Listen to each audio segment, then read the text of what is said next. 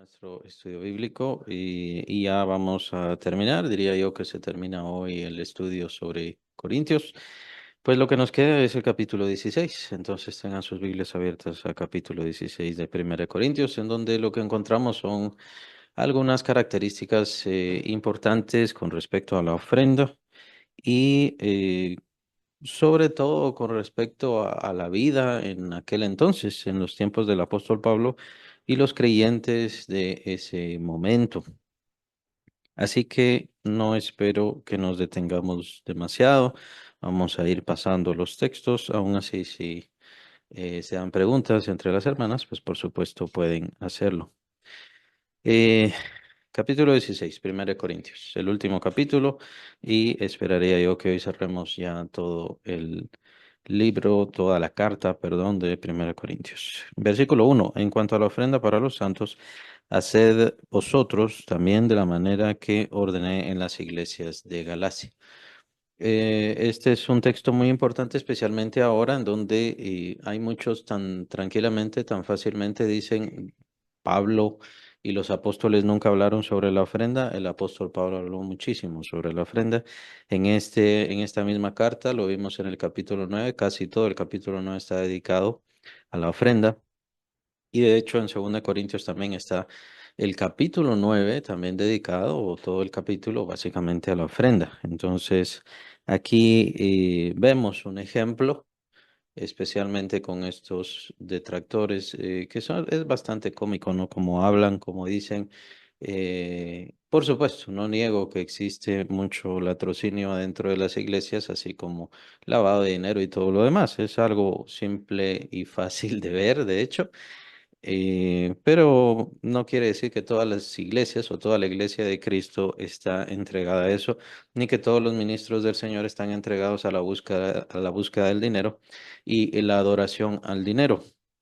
Es muy fácil de ver eso y debería ser muy fácil para los creyentes. El gran problema porque estos proliferan, esta gente así prolifera, siendo ladrones llamadores del dinero, pues es en sí por la culpa de los pseudocristianos, pseudocreyentes que también son amantes del dinero y que buscan a Dios por eso, en realidad. Y eso es la razón por la cual proliferan todas estas iglesias. Y están entonces los detractores en donde señalan a todos los ministros como obviamente obreros fraudulentos, cuando claramente dice la Biblia, el obrero es digno de su salario, es un mandato del Señor, esto lo establece el apóstol Pablo, un mandato del Señor, aquel que, perdón, aquel que habla el evangelio, pues entonces que viva del evangelio y diferentes cosas. Hay abundantes pasajes y este no es la excepción. El apóstol Pablo nos menciona la ofrenda para los santos, que ésta se empezó a dar, según se entiende, por tradición, por cuestiones de la persecución que se dio en Jerusalén y por una cuestión de hambre, de hambruna que se dio en Jerusalén o en Judea, toda esa área ahí.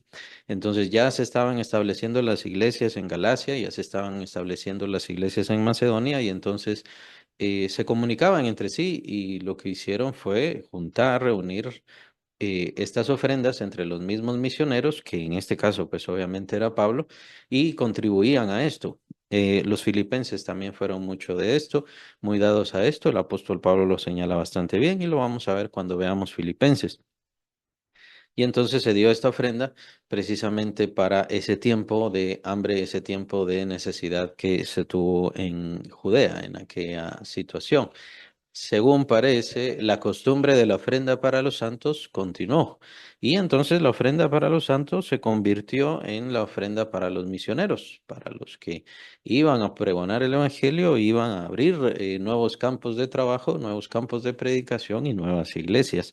Y así, era una administración que se daba, ya no era por una situación de hambre, sino eso fue en ese momento, en esa situación, pero la ofrenda para los santos, según parece, continuó. Pues el apóstol Pablo lo menciona una y otra vez.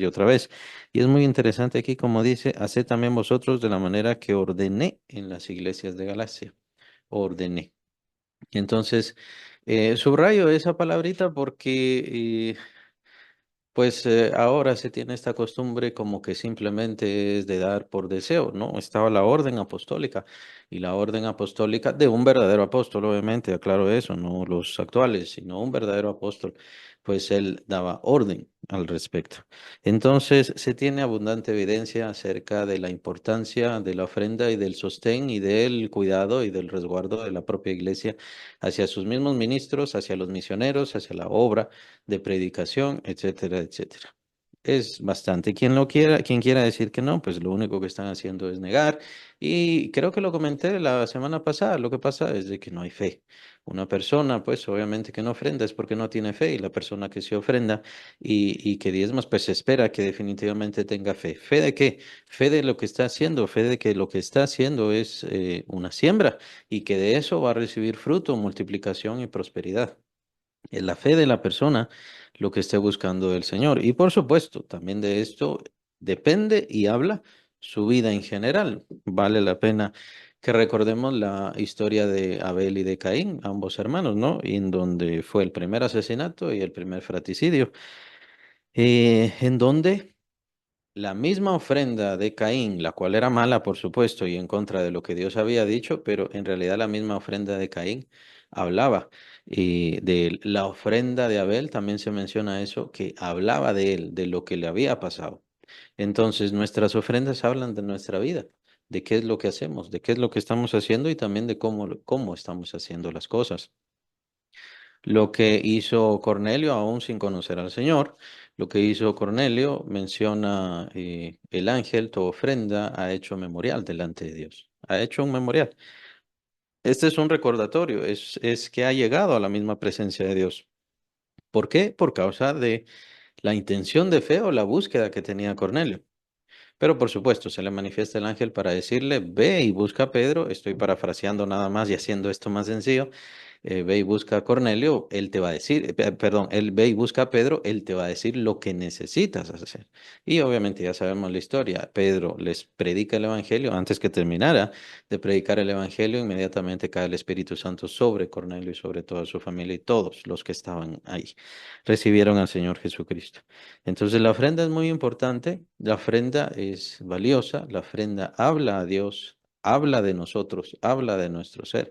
Y se necesita una persona, hombre, mujer, de fe. Incluso niño, incluso adolescente, no, si tiene fe, con que tenga fe, entonces puede honrar a Dios, puede exaltar a Dios, glorificar a Dios y por supuesto tener la confianza y seguridad de que es una siembra. Al sembrar, no estamos perdiendo esa semilla. Ese es el propósito de una siembra. Y le pueden preguntar a cualquier agricultor, ¿no? El agricultor pone la semilla, pero con cuidado, de una manera específica, porque lo que está esperando es el fruto que viene después y tiene la confianza. De hecho, es una de las explicaciones más elementales sobre la fe, es esa esperanza. Sembrar para esperar algo. Esa es una forma de explicar muy claramente la fe. Versículo 2. Cada primer día de la semana, cada uno de vosotros ponga aparte algo. Este es uno de los pasajes elementales que muchos evangélicos desde hace muchos años pues han considerado que es una clara referencia hacia el servicio o hacia el culto en el primer día de la semana, el cual fue cambiado, obviamente el Shabbat al primer día de la semana. Ahora, esto lo que vemos según los evangelios y hechos también, lo que pasó fue que se fue cambiando poco a poco. De hecho, quien lo empezó a cambiar fue el Señor Jesucristo. Pues recuerdan que en el día del Sabbat el Señor Jesucristo ya no iba a la sinagoga, sino que el Señor Jesucristo iba a predicar el evangelio. ¿Qué pasó entonces con los apóstoles? Cuando ya viene el Espíritu Santo y se establece la iglesia, lo que vemos formalmente es un cambio, llamémosle así, en donde los apóstoles dedicaban el sabbat, sí, pero para evangelizar. ¿Por qué? Porque es donde vemos cada vez que iban a un campo misionero, se menciona, y lo pueden leer, que fueron a la sinagoga de esa ciudad. Fueron a la sinagoga de esa ciudad. ¿A qué? A predicarles el evangelio a los que estaban ahí. Hasta el punto en que el apóstol Pablo lo molestaron, lo hartaron, lo cansaron. Y entonces el apóstol Pablo dice, yo soy libre de la sangre de todos ustedes. Yo ya les prediqué el evangelio, yo de aquí en adelante me voy a los gentiles. Entonces lo que vemos en los evangelios y en hechos es que se da un cambio. El sabbat ya no es un día para estar adentro del templo o para hacer sacrificio o para estar solamente aprendiendo en las sinagogas, por así decirlo, sino que el sabbat se empezó a utilizar precisamente para evangelizar. Ese es el propósito del sabbat. Se empezó a utilizar para evangelizar y entonces, ¿qué pasaba? La reunión de la iglesia como tal, la predicación, entonces, ¿en qué momento se daría? Pues es obvio y elemental que se cambió hacia el primer día de la semana. Por eso digo, esta referencia sí es muy probable, desde hace muchos años se ha utilizado como la referencia a una de tantas referencias hacia el primer día de la semana, en donde la iglesia empezó a reunirse de por sí. De hecho, es una de las bases de los bautistas, o al menos de la denominación bautista, hasta donde yo sé, no sé qué otras denominaciones toman esta base para decir ofrenda solamente se recibe el domingo, o sea, el primer día de la semana. De ahí hay otras actividades y ya no pedimos ofrendas. Es también una de las referencias bíblicas que se utiliza al respecto. Lo otro que pueden buscar es la referencia hacia el día del Señor. El día del Señor, quien da la referencia a esto más exactamente es el apóstol Juan en el Apocalipsis, pues él estaba en la isla de Patmos, menciona en el día del Señor. Esto se fue cambiando. El día del Señor entonces se convirtió en ese tiempo en el cual se quedaban para o se reunían para tener el tiempo de congregación, el tiempo de iglesia o de eclesia, para que la asamblea se reuniera como iglesia del Señor Jesucristo. Entonces, ¿cuál es eso del día? ¿Qué quiere decir? ¿Cuál es esa referencia al día del Señor? Y solamente existen dos explicaciones con respecto al día del Señor. El día del Señor lo vemos desde el Antiguo Testamento y el día del Señor es una referencia a el final de los tiempos, es algo escatológico o apocalíptico, es algo que tiene que ver con la aparición y manifestación del Señor y en donde viene a dar juicio y pago y cancelación de todo a todas, los malos, los buenos, etcétera. Ya saben, ¿no? Eso es. El día del Señor. Desde el Antiguo Testamento se tiene esa referencia, pero según parece en el Nuevo Testamento ya se dio otra referencia y esto vino en base a los creyentes. No fue Constantino. Constantino vino a partir de 2 siglos y medio después, tal vez casi 3 siglos, y por supuesto se formalizó y se estableció como religión. Eso ya lo sabemos y entonces ya sabemos la debacle que vino hacia esa iglesia universal pagana, ¿no? Que se convirtió, pero es otra historia, en realidad, desde los tiempos del apóstol Juan y de la revelación y del Apocalipsis ya se tiene la referencia a el día del Señor. Entonces, ¿a qué se refiere Juan ahí a el día del Señor? Es el día en el cual la iglesia se reunía. Ese día del Señor es el cual entendemos que también es domingo. La revelación del Apocalipsis también se recibió día domingo. ¿Por qué? Porque el apóstol Juan dice, estaba en la isla de Patmos en el día del Señor. Esas son las dos referencias. Entonces, el día del Señor eh, se empezó a utilizar el primer día de la semana. Aquí tenemos una referencia, es el primer día de la semana. Se empezó a utilizar, ¿por qué? Porque se utilizaba el sabbat para evangelizar, específicamente en las sinagogas, a quienes se les anunciaba el evangelio, a los judíos de diferentes lugares o de las zonas en donde se encontraran, y se les anunciaba, se les trataba de anunciar el evangelio. Claro, sabemos y ya hemos visto la historia con respecto al evangelio, hemos visto diferentes pasajes, especialmente en Romanos acerca de el rechazo que ellos tienen hacia el Evangelio y lo vemos claramente registrado en Hechos. Pero si se dan cuenta y vemos diferentes referencias a lo largo del Nuevo Testamento en donde esto fue cobrando una especie de oficialización hacia el día del Señor, el cual es el primer día de la semana. Espero que quede bastante clara la explicación. Solamente tenemos esas dos referencias hacia el día del Señor. El final de los tiempos, la venida del Señor y a dar el pago de todas las cosas, o sea, el juicio eterno, la cancelación de todas las cosas, a eso se le llama el día del Señor. Y la otra referencia entonces, ¿cuál quedaría? Es la referencia de la misma iglesia hacia la reunión que se tenía el primer día de la semana eligiendo ellos el primer día de la semana para entregárselo al Señor Jesucristo. Que por supuesto se tienen diferentes referencias idolátricas y religiosas y todo eso. Miren, si nos vamos con respecto a eso, entonces empecemos a negar los días de la semana, porque los días de la semana están casi completamente dedicados a los astros, es decir, a los planetas, y por ende son referencias a los dioses paganos, ¿no? Luna, lunes.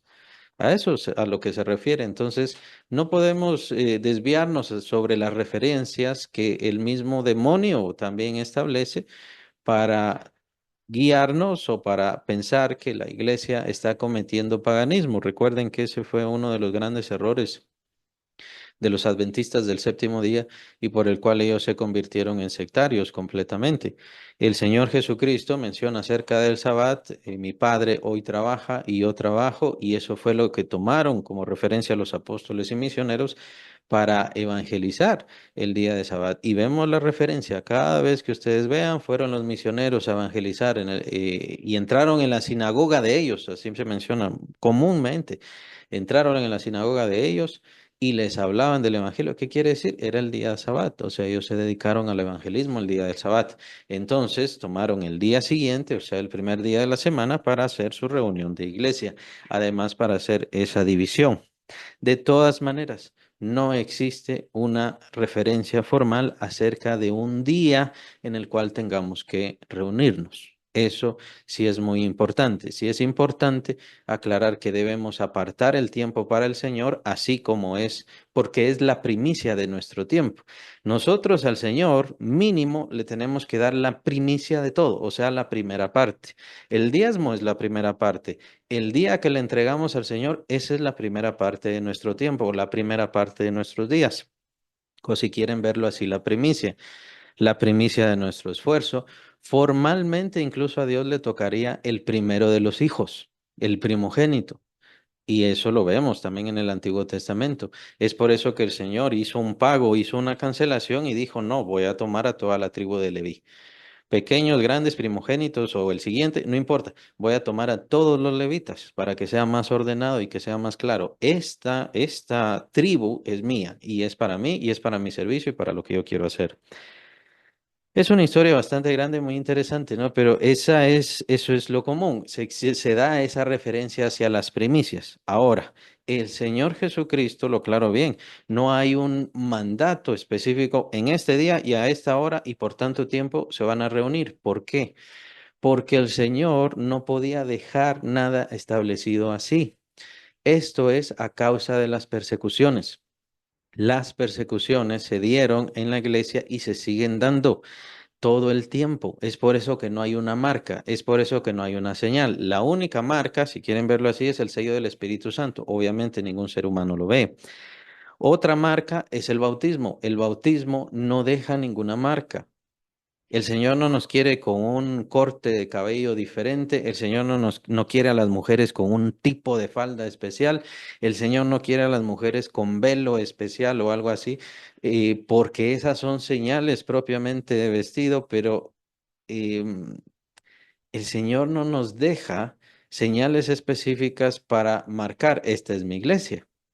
¿Y esto por qué? Esto a causa de las persecuciones. Es que si fuera un mandato del Señor Jesucristo, me refiero explícito, que de las 9 a las 11 de la mañana, todos los días domingos, tienen que reunirse para poder adorarme y servirme y hacer servicio a mí, entonces aquellos que persiguieron a todos los creyentes, todos los que persiguieron al apóstol Pablo, todo el imperio romano que persiguió a todos los cristianos, los habrían acabado, los habrían aniquilado. El Señor entonces no pone ninguna señal, el Señor no pone ninguna marca, el Señor no da ningún mandato explícito, específico, absoluto. ¿Por qué? Porque entonces eso nos marcaría a todos inmediatamente como creyentes. Con esto no quiero decir que el Señor nos quiera en forma oculta o que el Señor no quiera que nos manifestemos como creyentes, sino que la iglesia genuinamente es algo universal. La iglesia es universal. La iglesia no es para esta cultura, aquel tiempo o en la otra situación o en diferentes estados de los siglos que se dieron a lo largo de la historia. Es algo universal. ¿Qué código de vestido tendría que dar el Señor Jesucristo? Solamente el que él usó. Y si dice, yo quiero que se vistan así como yo me he visto, todos nosotros los varones tendríamos que andar en túnica. ¿Cómo tendrían que estar las mujeres? Entonces, No existe esto porque las señales y las marcas hacia una iglesia que se le persigue les habría destruido casi inmediatamente. El Señor sabía esto y es por eso que el Señor no deja marcas. El Señor quiere que andemos en la libertad del Espíritu Santo y que el Espíritu Santo nos guíe, nos dirija, nos enseñe, nos muestre y ponga en nuestro corazón principalmente la fe. Una persona, pues, que no busca la iglesia, el gran problema con esa persona, quien quiera que sea, es que lo más seguro es que no tiene fe. Porque puede decir mil cosas, no tengo tiempo, tengo que hacer esto, tengo que hacer aquello, pero el principal problema, diría yo, es que no tiene fe. Si tuviera fe, estaría buscando. Si tuviera fe, estaría perseverando. Si tuviera fe, estaría queriendo encontrarse con Dios, pero no lo quiere hacer. No es que no tenga tiempo, es que no quiere. Y no quiere, ¿por qué? Porque no tiene fe. Y lo mismo podemos aplicar con cualquier otra cosa. No adora, no exalta al Señor, no le honra con sus primicias, no le entrega al Señor de su talento, de su esfuerzo y por supuesto, nunca llega. Si es que llegó, bueno, al servicio, sería muy extraño. Hay que considerar mucho si es en serio que puede enseñar la palabra de Dios, pero yo diría que no puede enseñar la palabra de Dios en lo más mínimo, ni como maestro, ni como evangelista, ni mucho menos como pastor. No tiene fe. Es una persona sin fe.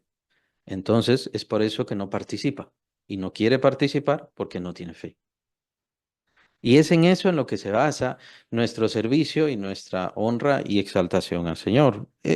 Con esto, digamos, al decir en el primer día de la semana se recogen ofrendas, no quiero decir que haya otras iglesias que recojan ofrenda a otros, en otros momentos y entonces son antibíblicas. O sea, no podemos tener esa especie de molde legalista. Hay que tener cuidado con eso. Nosotros simplemente tomamos esto como un principio y lo tomamos como un principio y así nos quedamos. Es un principio nada más. Pero sí, existen otras denominaciones que en cada momento, en cada reunión, en cada situación que hacen, entonces recogen ofrenda. Es asunto de cada quien, es asunto de cada denominación.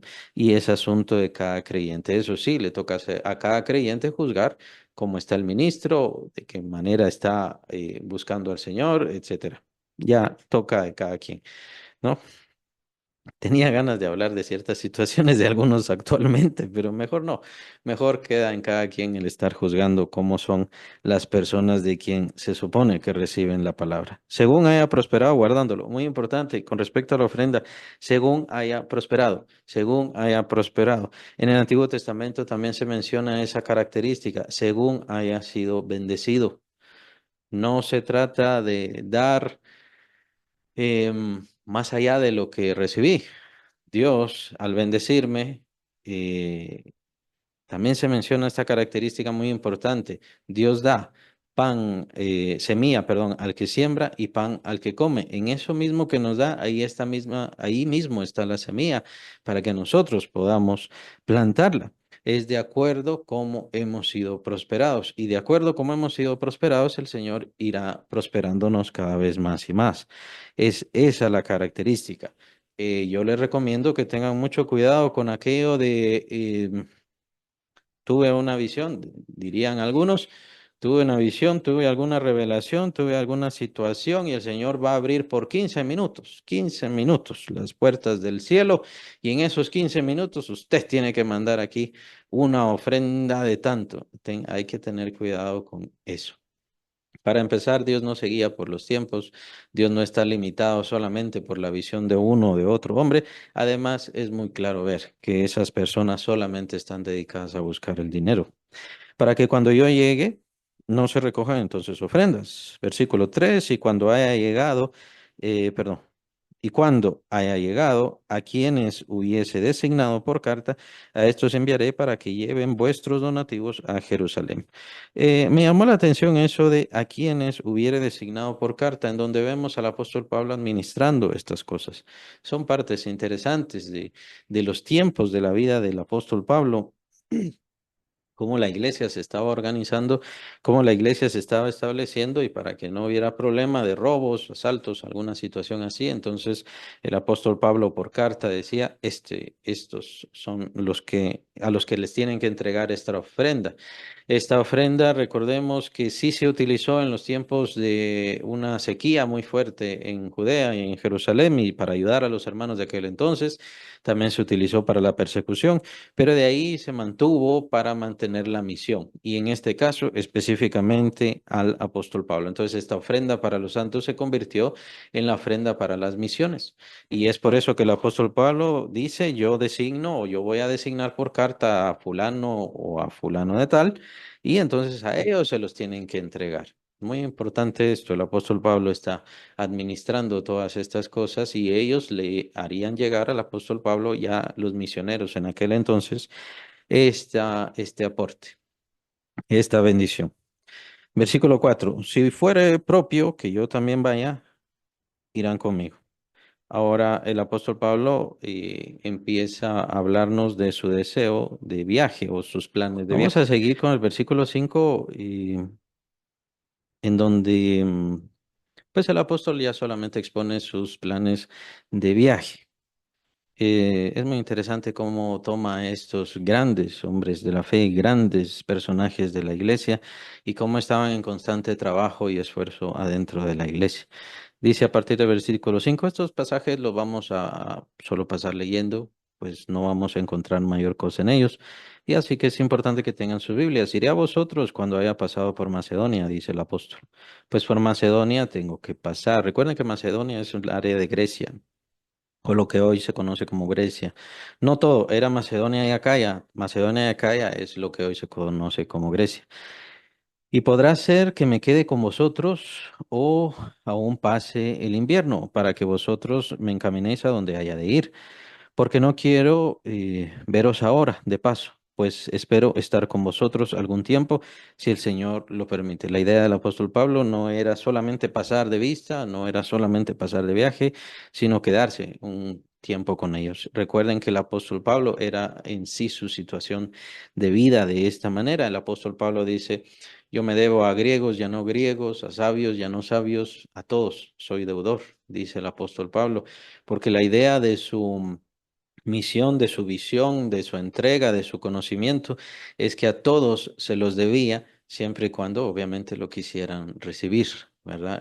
Lo mismo pasó con respecto a los judíos, lo rechazaron tanto, que entonces dice, yo ya no entro más a sinagogas, ya estuvo, su sangre está en sus manos, yo me dedico a los gentiles. Y entonces el apóstol Pablo, este fue el resto de su vida. El resto de su vida no era, tomen en cuenta cómo son los siervos actualmente. Bueno, ya ustedes lo revisan.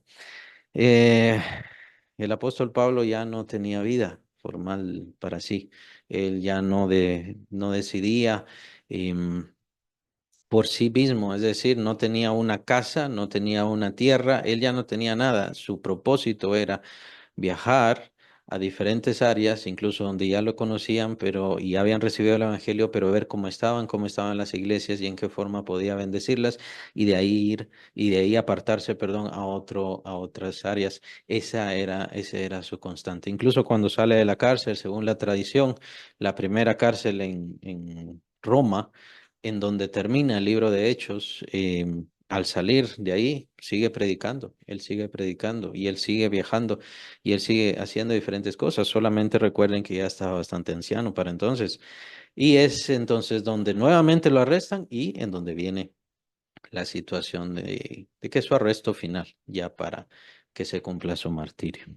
Esta era la situación del apóstol Pablo. El apóstol Pablo no decía, tengo una casa allá, tengo familia allá, allá voy a regresar a mi familia.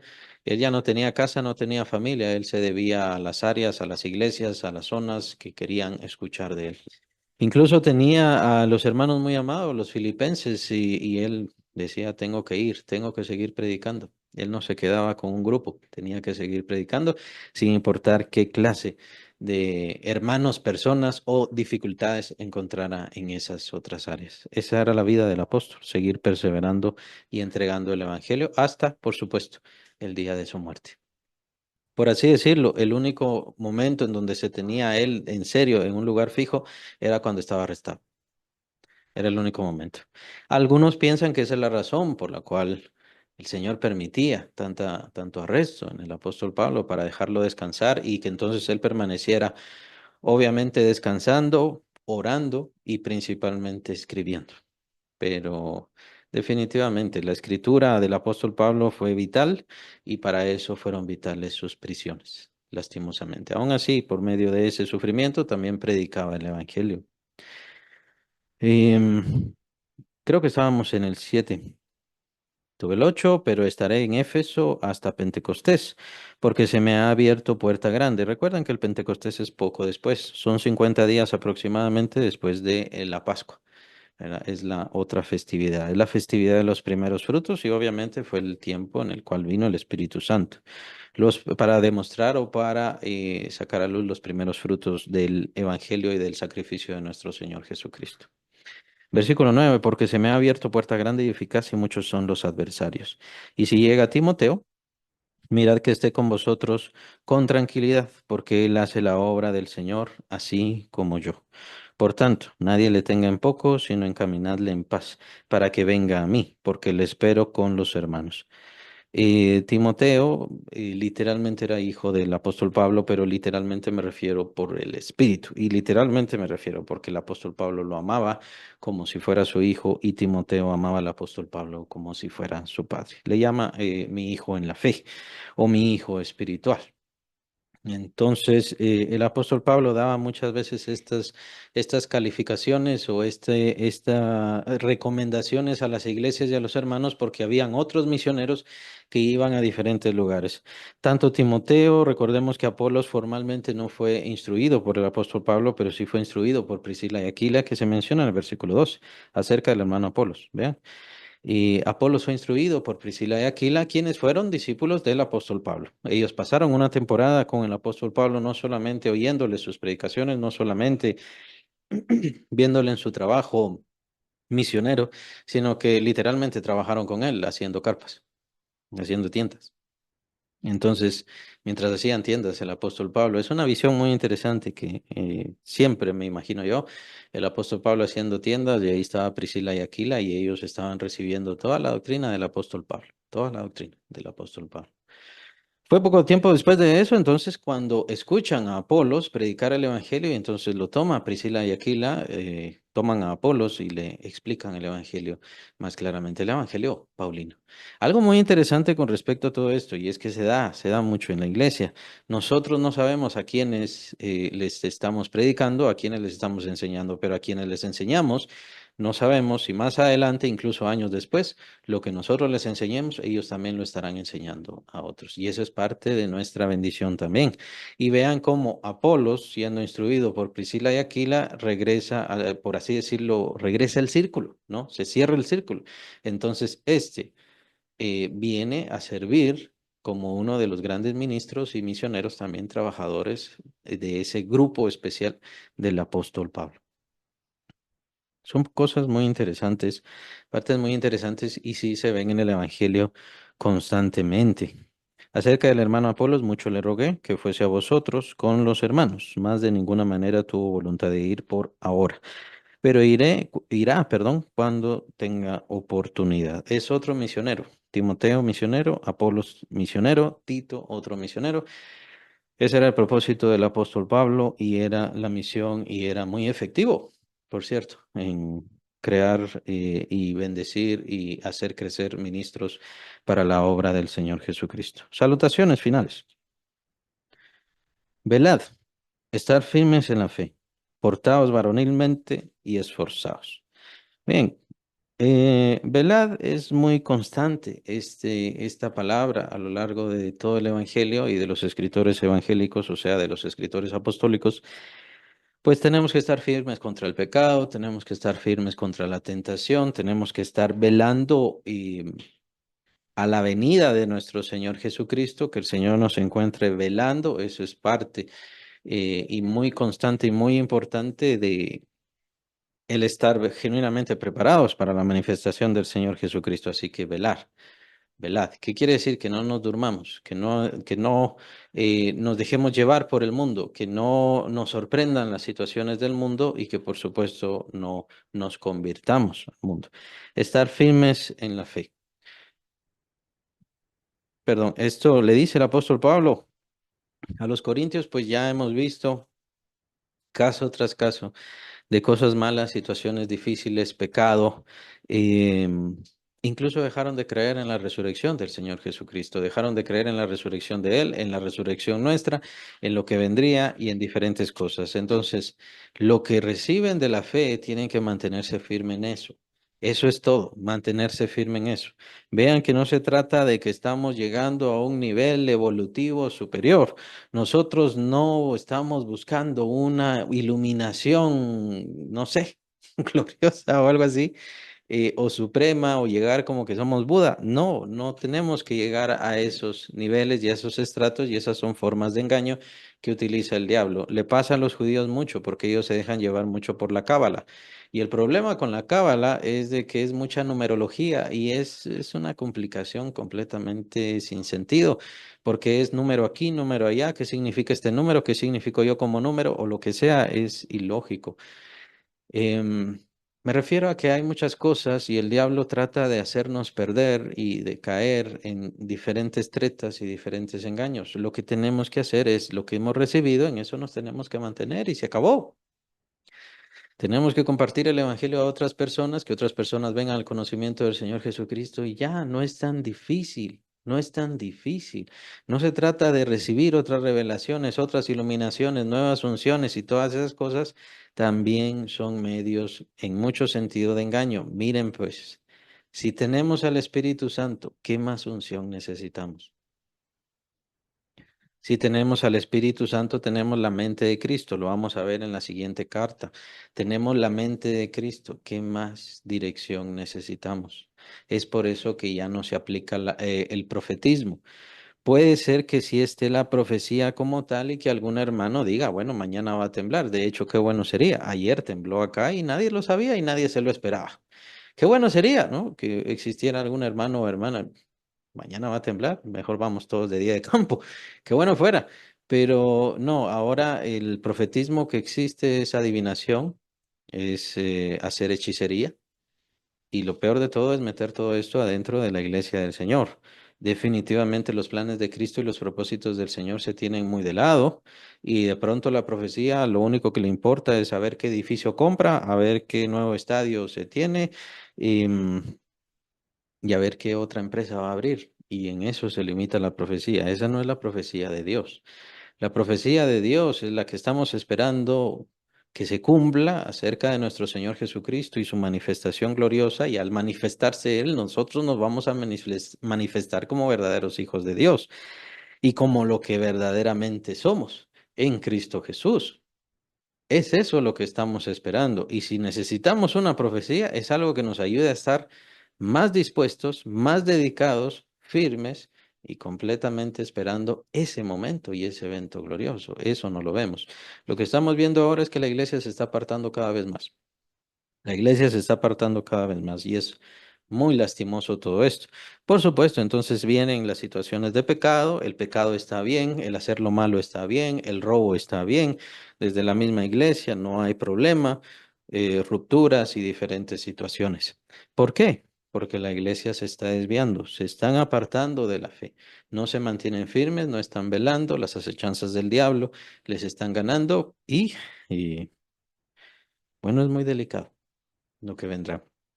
Portados varonilmente, esa referencia que quiere decir, em, sí es muy probable, recuerden la cultura romana y de aquel entonces del apóstol Pablo, pues sí, existía mucho el homosexualismo, el lesbianismo, el bisexualismo y diferentes cosas.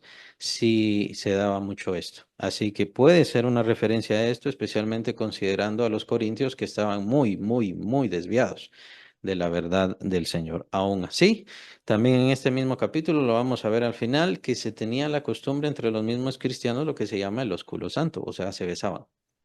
Se daban un beso para saludarse, para despedirse, etcétera. Era una forma de demostrar afecto, una forma que se tomó en aquel entonces de demostrar cariño. Así llegaron los cristianos en el tiempo del apóstol Pablo. Así que, aunque hacemos esto y sí hay amor entre nosotros como hermanos, sí, pero tenemos que ser verdaderos varones, ¿no? Entonces, se dan estas características muy peculiares dentro de las recomendaciones que da el apóstol Pablo. Ah, bueno, muy importante. Y esforzaos. ¿Esforzaos en qué? Esforzados en la fe, esforzados en el Señor, esforzados en el trabajo, en la búsqueda, en el conocimiento de Él, en el ser más como Él, en el parecernos más como Él. Estas cosas las vamos a ver en la segunda carta de Corintios, pues es muy importante. Esta carta tiene, es un nivel espiritual un poco mayor. Ya, por así decirlo, los corintios, según se piensa y según se tiene en la tradición, los corintios fueron avanzando, fueron cambiando, especialmente por la carta del apóstol Pablo. Así que el apóstol Pablo ya le habla a una comunidad un poco más madura y entonces es un poco más espiritual. Es muy importante, según de Corintios, a la cual nos vamos a dedicar después. Versículo 14: todas vuestras cosas sean hechas con amor. ¿Por qué amor? Porque el amor es el más puro de los sentimientos que viven en nuestro corazón y nuestro corazón, o sea, nuestros sentimientos, dominan toda nuestra vida. Lo que hacemos sin amor podría decirse no nos alimenta, no alimenta nuestra vida. Es como comer. O sea, comemos para que viva nuestro cuerpo, sí, pero no nos sentimos realizados por comer. Simplemente es una necesidad que tiene el cuerpo y así tenemos muchas otras necesidades que tiene el cuerpo, pero el amor sí nos alimenta, el amor sí nos da un propósito, el amor sí nos da sentido. Y por supuesto no olvidemos capítulo 13. De seguro es una referencia al capítulo 13 que nos dio el apóstol Pablo antes, ese capítulo cumbre, ¿no? La excelencia del amor. Todo lo que hagamos, vamos a hacerlo con amor. En el Señor no vale la pena que hagamos las cosas por despecho, por obligación, por imposición, porque si no me dicen, si no me llaman, si no me castigan, si no tiene amor, no le digo no lo haga, sino que no vale la pena. Entonces es mejor que se dedique a buscar el amor hacia Dios, el amor hacia Cristo, el amor hacia aquel que le ha amado por sobre todas las cosas. Sinceramente, para mí es muy extraño ver a los creyentes que pues no aman a Cristo por sobre todas las cosas. Me llama mucho la atención. ¿Por qué? Es decir, solamente se quedan con su deseo de no irse al infierno. Eso es todo. ¿Por qué son cristianos? Porque no quieren irse al infierno. Eso es. Me llama mucho la atención, pero nadie les ha amado más que el Señor Jesucristo y nadie les amará más que el Señor Jesucristo. Nadie les amará tanto como Dios. Es cierto que no le vemos porque no es físico. Es cierto que no le podemos abrazar porque no tiene cuerpo. El Señor dice claramente que Dios es espiritual, pero el amor es más profundo hacia Dios. Y el sentido que nos da su amor hacia nuestras vidas debería ser más profundo, más eterno y sobre todas las cosas, como dice el apóstol Pablo también en ese capítulo 13, el amor nunca deja de ser. Yo no amo a Dios una semana, yo no amo a Dios un año, yo no amo a Dios 5 años, yo le amo todo el tiempo, si es verdadero amor. Ahora, muy importante que en el caso, por ejemplo, de un noviazgo o algo así, está la novia y quiere saber si de verdad el amor de el novio es un verdadero amor o viceversa, ¿no? Y así somos todos. ¿De verdad siente amor o es solamente algo pasajero? Solamente es algo efímero. ¿Qué es? Ahora, Dios es así. Dios espera y Dios nos prueba. Dios prueba Dios prueba nuestro amor y Dios espera que nuestro amor sea genuino amor, verdadero amor, sí. Dios nos bendice en toda situación y eso demuestra lo que Él siente por nosotros. Dios nos bendice, pero también espera que nosotros le amemos y que le correspondamos, no por las bendiciones, sino por quien Él es, que le respondamos con todo amor de nuestro corazón. ¿Se recuerdan el gran mandamiento, el primero y más grande mandamiento? Dios espera amor de nosotros. Amarás al Señor tu Dios con todo tu corazón, con toda tu alma, con toda tu mente y con todas tus fuerzas. Eso es lo que Él merece, claro, mínimo, es lo que Él merece. Y un cristiano debería entender eso por sobre todas las cosas. Y no debería amar las riquezas, no debería amar los bienes, no debería amar la familia antes que a Dios, si de verdad es creyente. Y con esto no quiero decir que separe todas estas cosas o que se deshaga de todas estas cosas, sino que en sus acciones y en su convicción demuestre que Dios tiene el primer lugar siempre en su corazón. Así deberíamos ser. Todo, Todas vuestras cosas sean hechas con amor. Versículo 15. Hermanos, ya sabéis que la familia de Estefanas es las primicias de Acaya. El apóstol Pablo utiliza estas palabras, las primicias, así como también hemos utilizado la palabra primicias en ofrendas. ¿Qué quiere decir primicia? Es la primera parte. En este caso, en este caso el apóstol Pablo utiliza las primicias que esta familia de Estefanas fueron los primeros que se convirtieron. Y muy importante, ¿por qué? Porque los creyentes en sí son la recompensa del sacrificio de Cristo.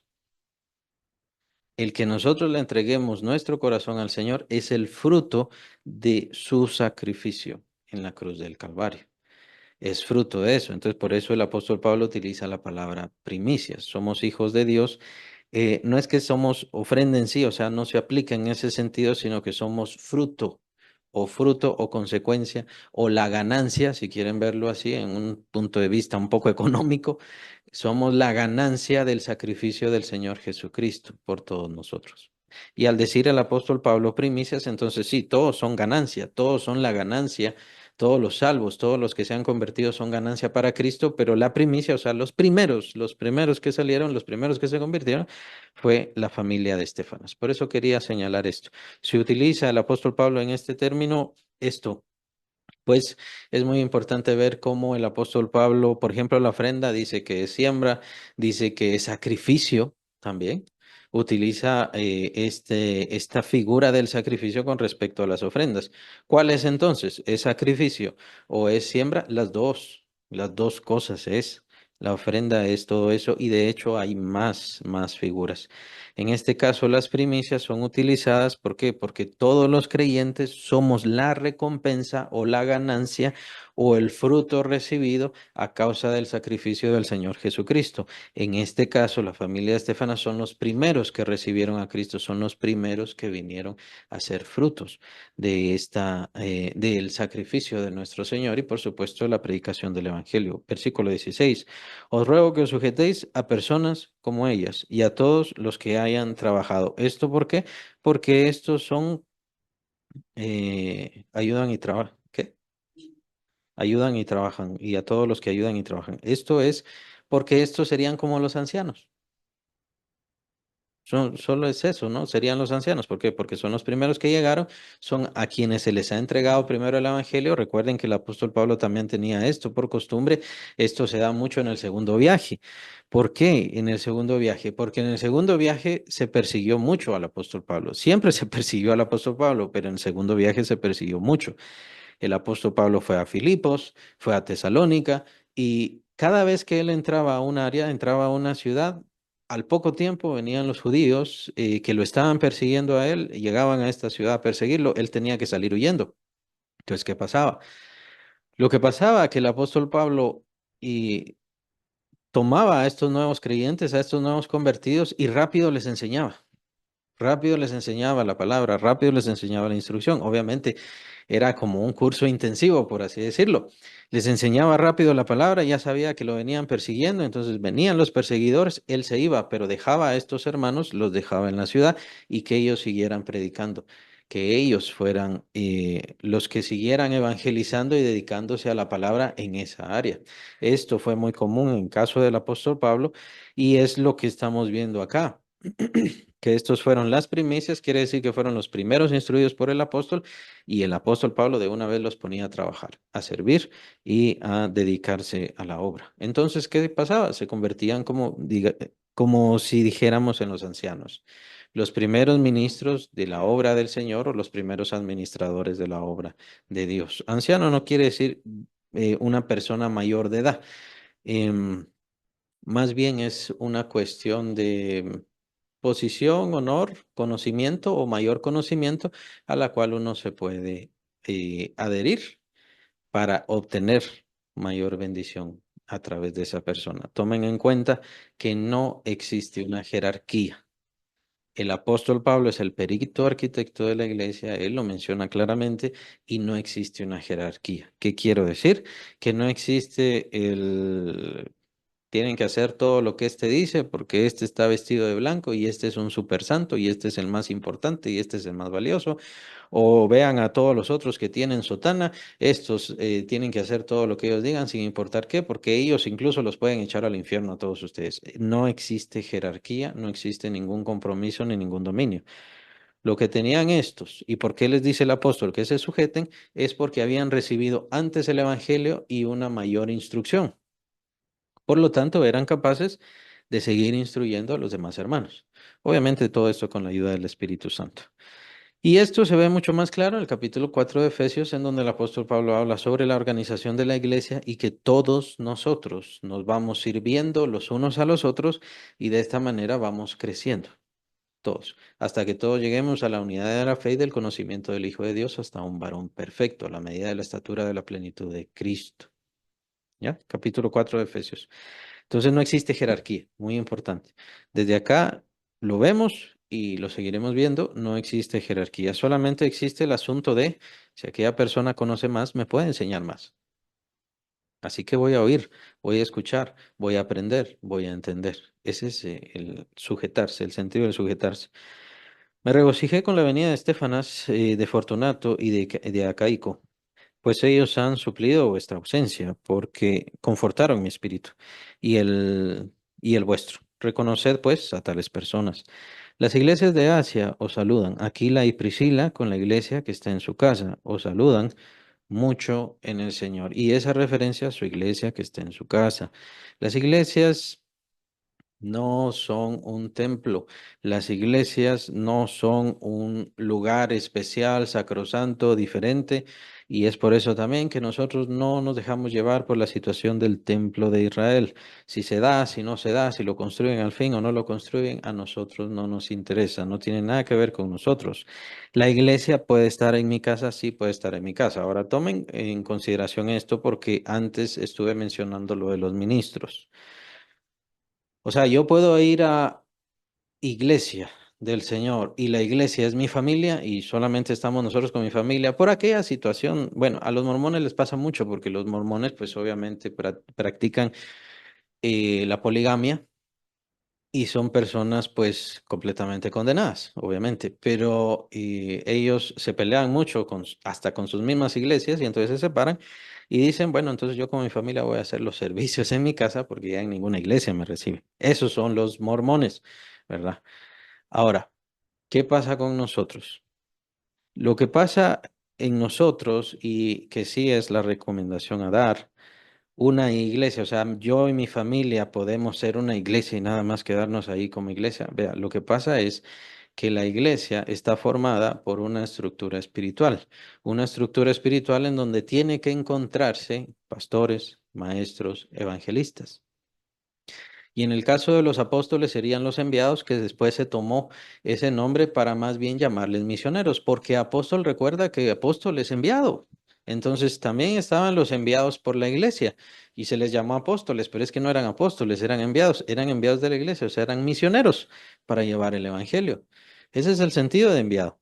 Los enviados de Cristo son 12, o sea, los apóstoles de Cristo son 12. Es por eso que de ahí ya no va más. Esos fueron los enviados. De ahí lo demás son puestos adentro de la iglesia en donde están misioneros, pastores, evangelistas, maestros que enseñan la palabra de Dios. La pregunta es, ¿alguna vez han visto una familia en donde todo esto esté? En donde todos estos ministerios estén, en donde estén los dones, también están los que administran, por cierto, no son solamente estos ministerios, están los que administran, están los que hablan lenguas, están los que hacen milagros, llamémosle, pero en realidad oran por milagros, esa es la idea, oran por milagros. ¿Todo esto lo van a ver en una familia? La respuesta es clara y obvia, no, no lo van a encontrar en una familia. En una familia van a encontrar ahí hay maestros. En otra familia van a encontrar, ahí hay un pastor. En otra familia van a encontrar, allí hay evangelistas. Les gusta mucho el evangelismo. Bueno, entonces es más que clara y obvia la respuesta del Espíritu Santo. ¿Qué es la iglesia en sí? No es un edificio en donde nos reunimos, sino es un conjunto de familias e individuos que forman y que llevan y que se comparten entre sí precisamente para tener el crecimiento espiritual que necesitan, dado por el Espíritu Santo. ¿Cuál es la prueba de que una iglesia es verdadera iglesia? Que haya crecimiento espiritual, que se den más ministerios, que se den milagros y maravillas del Señor por parte y del Espíritu Santo, eh, manifestado a través de la oración, del esfuerzo y de la entrega de los hermanos que se dedican, cada quien a diferentes lugares. Qué bueno fuera que todos se dedicaran a todo, a la oración, a la alabanza, pero cada quien ha recibido sus dones específicos por parte del Señor. Entonces, es esa mi forma de entender y mi concepto, el comprender qué es iglesia. Es el conjunto de hermanos, conjunto de familias e individuos, porque no tienen que ser solo familias, sino individuos, todos que se acercan de diferentes lugares, diferentes posiciones, diferentes condiciones sociales, no importa la educación tampoco, sino que lo único que importa es que estamos marcados y unidos por la sangre del Señor Jesucristo y la presencia del Señor por medio de su Espíritu Santo en nosotros. ¿Y esto qué es lo que pasa? ¿Qué es lo que sucede? ¿Cuál es el efecto? El efecto es entonces que surgen los ministerios, surgen los que sirven al Señor, los que le honran, los que evangelizan, los que enseñan, el pastor o los pastores, etcétera. Surgen todos estos ministerios manifestándose adentro de la iglesia, sirviendo y honrando y bendiciendo a los hermanos, honrando al Señor y bendiciendo a los hermanos. Ese es el sentido de la iglesia. Y esa es la arquitectura, si quieren llamarle, utilizando el término que usa el mismo apóstol Pablo, que él era el perito arquitecto, perdón. Esa es la arquitectura de la iglesia. Esos son los ladrillos de la iglesia, eso es lo que conforma una iglesia. Es por esa razón que una familia sola no puede ser iglesia. Tiene que unirse a iglesia. Tiene que unirse a otro grupo de familias e individuos en donde se manifieste la presencia del Espíritu Santo o la presencia del Señor por medio del Espíritu Santo, por medio de dones y talentos y los ministerios que el Señor ha establecido sobre esa iglesia. Está bastante claro. Sin jerarquías, sin imposiciones, sin obligaciones. En el caso de Priscila y Aquila, ellos eran muy misioneros, como lo era, por supuesto, el apóstol Pablo, y aprendieron mucho del apóstol Pablo al respecto. De ahí viene la situación de las misiones. Ellos establecieron su casa, ahí podrían hacer servicio. Hay hermanos que pueden hacer servicios adentro de su hogar, servicios evangelísticos para atraer personas, por supuesto que lo pueden hacer. Y ahí estará la presencia del Señor, por supuesto que lo pueden hacer. Claro que sí. También se toma mucho de esto con respecto a lo de las células, ¿verdad? La situación de las células, los servicios de hogar, se toma mucho al respecto de esto, pero siempre tiene que darse la unidad y el concepto de iglesia como tal.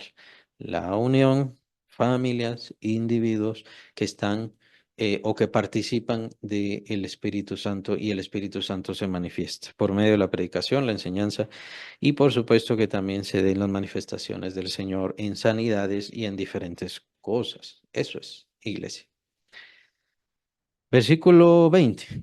Os saludan todos los hermanos, saludados unos a otros con ósculo santo. Aquí era lo que mencionaba, es un beso santo.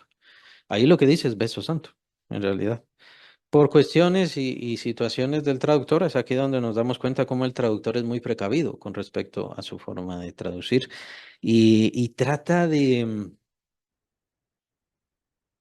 que no sea un poquito chocante las palabras que a veces aparecen. Algunas cosas que hizo el Señor Jesucristo, como por ejemplo escupir, a veces eso fue suavizándose, pero es cuestiones de la traducción, perdón. Es más eso. En este caso, pues es el ósculo santo. Nosotros obviamente no usamos la palabra ósculo santo, sino que es un beso, y es que se besaban los cristianos en aquel entonces. Obviamente no es una referencia a, bueno, ahora todos nosotros los cristianos tenemos que besarnos. No, no es ninguna referencia. Todas las iglesias, de acuerdo a su cultura, de acuerdo a su situación, cada quien es libre. Y por eso les decía, no hay una señal, no hay una marca, no hay una obligación o imposición dada por el Señor Jesucristo.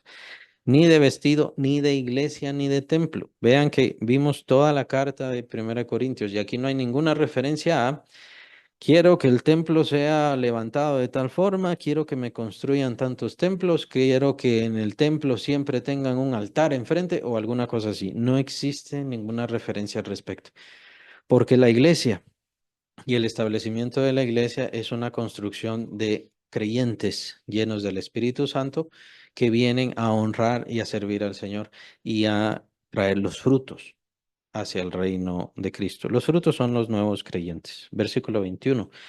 Yo, Pablo, os escribo esta salutación de mi propia mano. Otra referencia a que el apóstol Pablo no escribe sus cartas. No escribía sus cartas, sino que solamente escribía la salutación para que se dieran cuenta que es de él.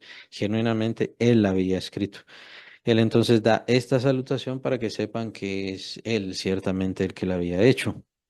Y nuevamente se toma esto, algunos, no es todo, si no se tiene seguridad, de que el apóstol Pablo, el aguijón en la carne que sufría, que lo vamos a ver en la segunda carta de Corintios, era en sus ojos. Un problema visual era lo que tenía. Por eso él no escribía sus cartas, solamente escribía la salutación. Y esto es lo que escribe él de su propia mano. Versículo 22, el que no amara al Señor Jesucristo sea anatema. El que no amara al Señor Jesucristo sea anatema. Definitivamente, el Señor Jesucristo vino a salvar nuestras almas y a darnos vida eterna. Pero esa vida eterna en realidad está en conocer a Dios y es la descripción que hace el Señor Jesucristo. Esta es la vida eterna, que te conozcan a ti y a tu Hijo al cual tú has enviado. La vida eterna no es simplemente no morir, sino que se conozca a Dios. Pero para conocer a Dios, genuinamente hay que amar a Dios. Eso es. Nadie que conoce a Dios no le ama. Todo quien conoce a Dios le ama. La única forma de conocer a Dios es genuinamente amándole. El Señor viene, una referencia hacia el final de los tiempos, la escatología, en los términos apocalípticos que acabamos de ver todo el capítulo 15. La gracia del Señor Jesucristo esté con vosotros. La gracia del Señor Jesucristo también es una referencia hacia el nuevo pacto que en el Señor Jesucristo, en la sangre del Señor Jesucristo, es gracias a eso que viene la gracia, valga la redundancia, aunque aquí los términos no son exactos o idénticos. Me refiero a la gracia que vino con el Señor Jesucristo, o sea, los dones, las maravillas, los frutos, la restauración, las sanidades y por supuesto, estas son señales para lo porvenir, el reino glorioso del Señor Jesucristo y también la resurrección. Recuerden que la resurrección también es por gracia. Ya la hemos recibido gracias al sacrificio de nuestro Señor Jesucristo. No estamos pagando la resurrección, solamente estamos esperando la resurrección. Y el último. Mi amor en Cristo Jesús esté con todos vosotros. ¿Por qué hace esta referencia el apóstol Pablo? Tal vez porque fue una carta brusca, una carta dura, una carta de regaño, una carta em, en donde se dieron muchas complicaciones con este pueblo de los Corintios. Solamente acuérdense de todas las fallas que ellos tuvieron. Aún así, el amor del apóstol en Cristo Jesús, ¿qué quiere decir? El amor no es que les ame yo como ser humano, no es que les ame yo como alguien que les ha hablado, sino que es todo esto que ha construido Cristo Jesús.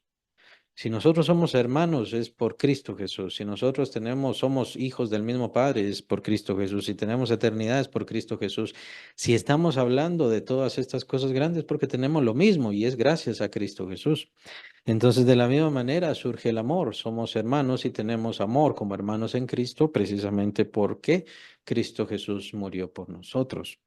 Así que el apóstol Pablo hace referencia a todas estas cosas. Recuérdense de todo esto aunque hay errores, aunque hay que cambiar muchas cosas, pero el amor siempre tiene que permanecer, prevalecer y nos ayudará a vencer por sobre todo.